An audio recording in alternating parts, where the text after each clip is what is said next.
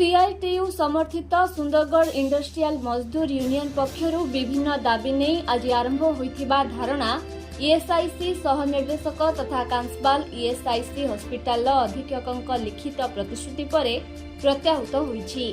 Sundargarh industrial मजदूर union पक्षर Koida और बणईठारे डिस्पेंसारी तुरंत खोलिबा, समस्त डिस्पेंसारी रे आवश्यक संख्यक डाक्टर और स्टाफ नियुक्त करिबा, पर्याप्त परिमाण रे औषध जोगाई देबा एवं ईएसआईसी रे पुनः नोडाल बॉडी स्थापना करिबा इत्यादि दाबी को नहीं आज राउरकेला ईएसआईसी हॉस्पिटल सम्मुख रे धारणा प्रदर्शन करा जायथिला।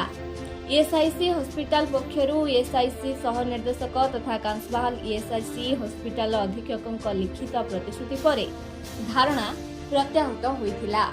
ईएसआईसी पक्षरु सुंदरगढ़ इंडस्ट्रियल मजदूर यूनियन रो साधारण संपादकों को लिखित प्रतिश्रुति रे दाबी गुड़िक संपर्क में यथाशीघ्र निष्पत्ति ग्रहण करा जिबा पई प्रतिश्रुति दिया जायछि।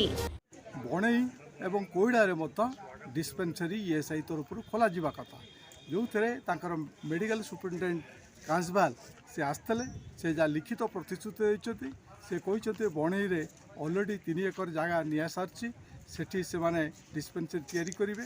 2 रे डॉक्टर यही जून मास शेष सुधा बहुत डॉक्टर नियुक्ति पाइबे। 3 नंबर गोटे सप्ताह भितर पर्याप्त परिमाण औषध आसो ये प्रतिश्रुति देला परे आज आम धारणा काम को आम स्थगित रखिलु। ता छड़ा गोटे सप्ताह भितर हाई लेवल मीटिंग डकाई मत राजी है। अगर नहेले कौन करिवे आगामी नहेले पुणी आउरी बड़ धरण आमर आंदोलन करी। राउरकेला दिलीप शर्मा का रिपोर्ट, कलिंग समाचार।